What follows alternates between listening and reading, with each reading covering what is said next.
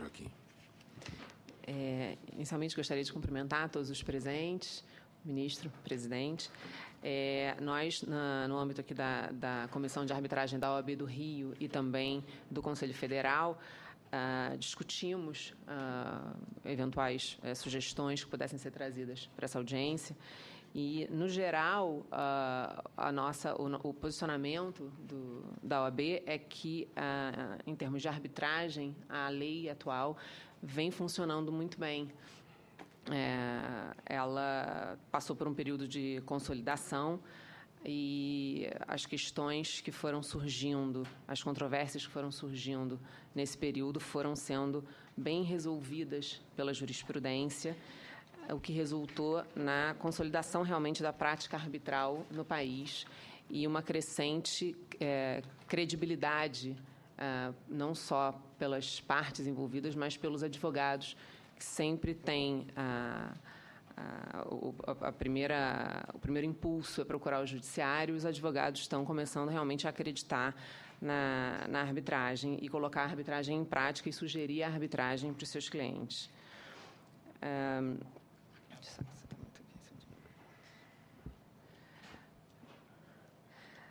No entanto, nós discutimos, até para poder contribuir com esse debate, nós discutimos algumas situações que poderiam vir a ser agora positivadas. E, no nosso entendimento, eu vou aqui... Só uma desculpa interromper. A senhora está com PowerPoint, é isso? Não.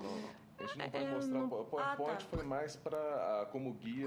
Guia, porque como a gente já trouxe impresso, a gente achou que eu não precisava mostrar. Até porque fica um pouco maçante se for passando PowerPoint. A gente vai... Deixa eu falar que na Suécia fizeram um partido anti-PowerPoint. Talvez tenha sucesso aqui no Brasil, mas é importante que vocês, como membros da comissão, terem por escrito o resultado das nossas discussões aqui, até para poderem depois contribuir também, por favor. Então, eu vou falar sobre alguns pontos, depois vou passar a palavra para o Joaquim, para o Ricardo, e, ao final, para a Samanta também, que vai falar sobre questões de mediação, que não foram debatidos por nós, que falamos apenas da parte de arbitragem. A arbitragem em contratos administrativos, o entendimento geral nas nossas discussões foi que a legislação específica e também a jurisprudência que já existe nesse sentido são satisfatórias.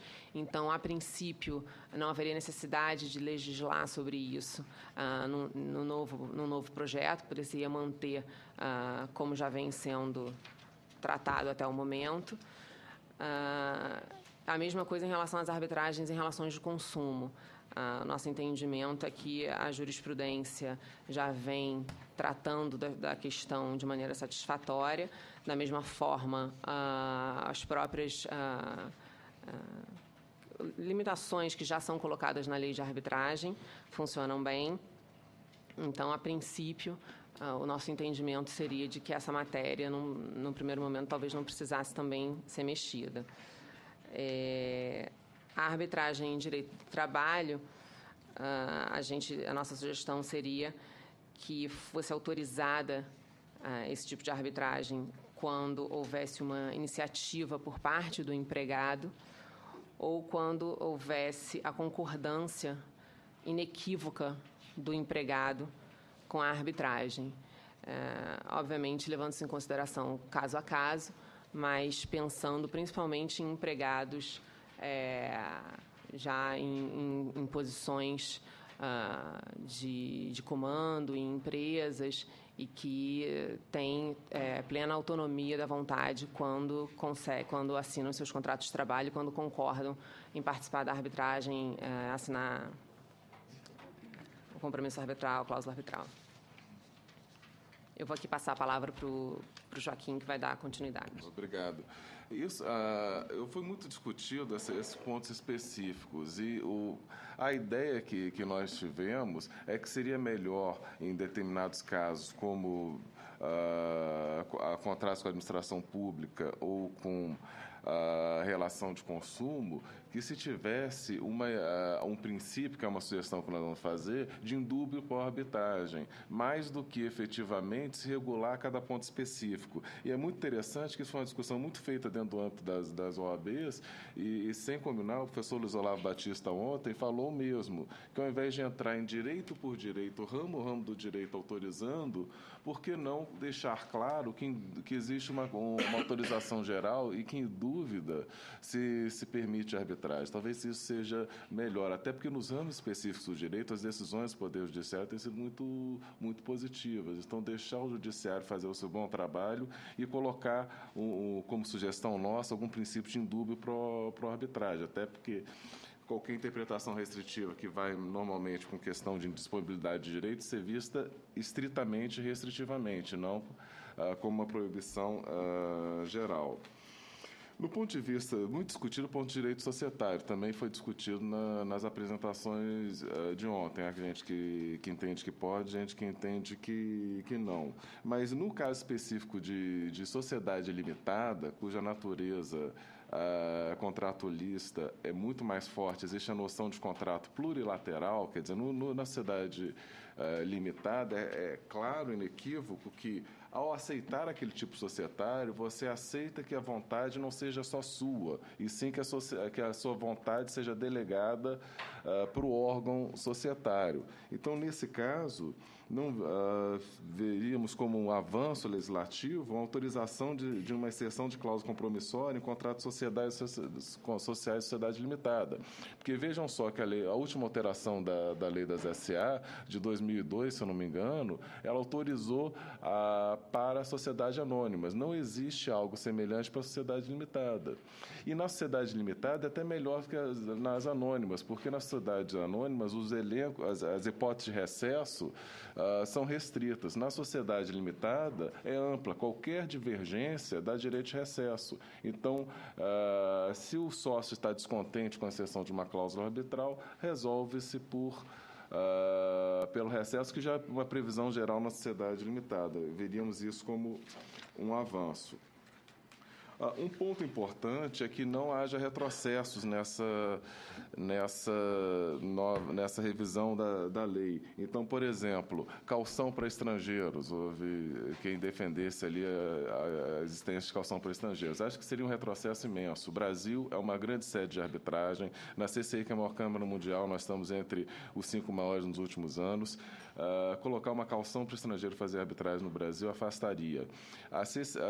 Nos últimos anos, a CCI, que é essa maior Câmara mundial, ela cogitou sair de Paris, oferecendo, vários países da Europa ofereceram. Aí foi feito um estudo, a sede da CCI em Paris movimenta para a França 200 milhões de euros por ano. 200 milhões de euros por ano para ser sede de arbitragem. A gente está longe dessa realidade no Brasil?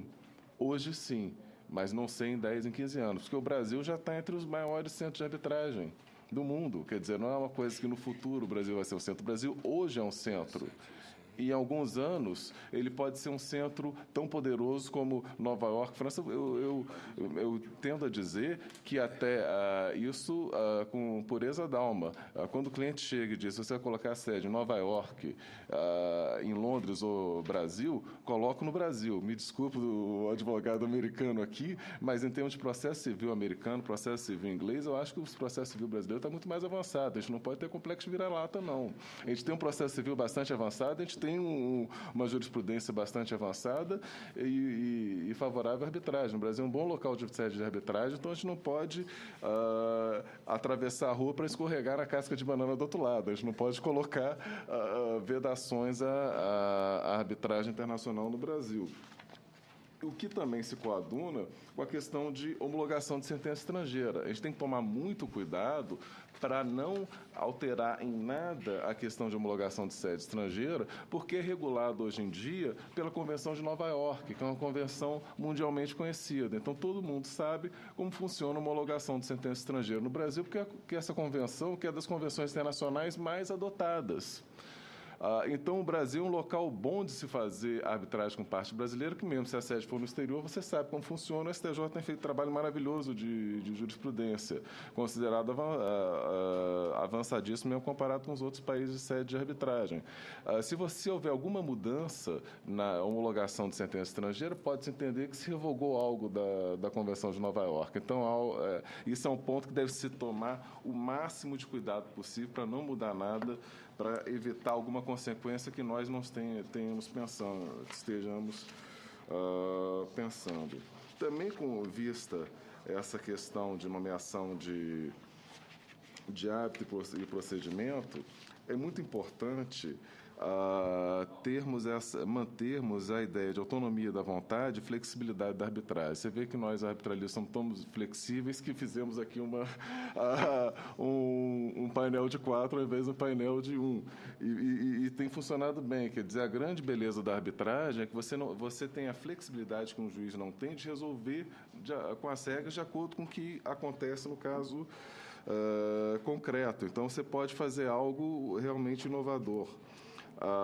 Então, a posição da OAB é que não haja nenhuma interferência no procedimento arbitral. Quer dizer, as regras atuais dão flexibilidade de acordo com certos princípios. Ampla defesa, contraditório, livre convencimento dos árbitros. Mantendo esses princípios, não há que se regular o procedimento, porque a flexibilidade é da essência da própria arbitragem e qualquer tentativa de regulamentação vai gerar uma alegação de nulidade. Então, é um fogo amigo. Quer dizer, quanto mais regulamos, mais vamos afastar as arbitragens internacionais, vão trazer dinheiro para o Brasil, não só para os advogados, para o impacto financeiro de hotéis, tradutores, estenotipistas, é imenso.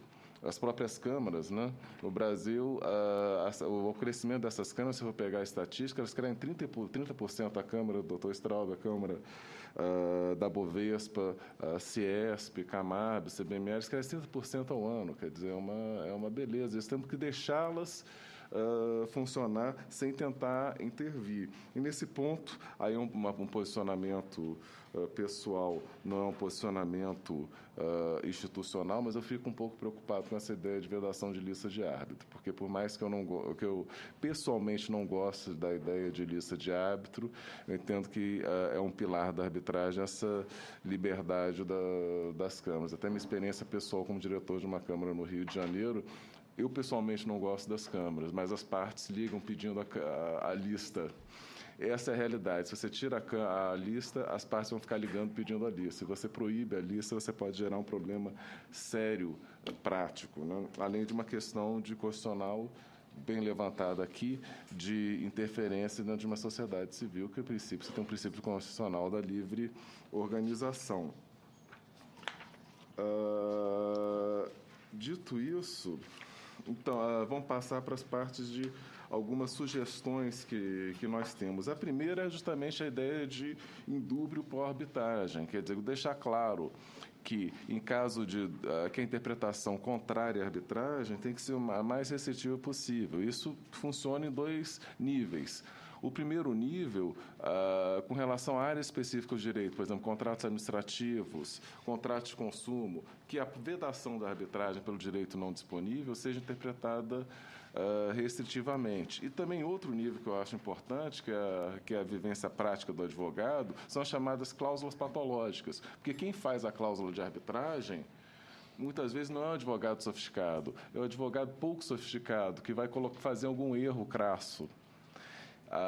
Até ele aprender, mas você tem toda uma curva de aprendizado para todos os nossos 500 mil advogados do Brasil aprenderem a lidar com o direito. E muitas vezes não é nem o advogado, vou dizer que 90% das vezes é a própria parte que faz a cláusula. Então, tem que ficar claro que a escolha pela arbitragem é uma escolha da arbitragem. Se houver alguma falha, alguma patologia da cláusula, o judiciário pode corrigir a cláusula, mas não retirar do Poder Judiciário. Então, a proposta é, em caso de cláusula patológica, o judiciário mantém a arbitragem e corrige o defeito da cláusula.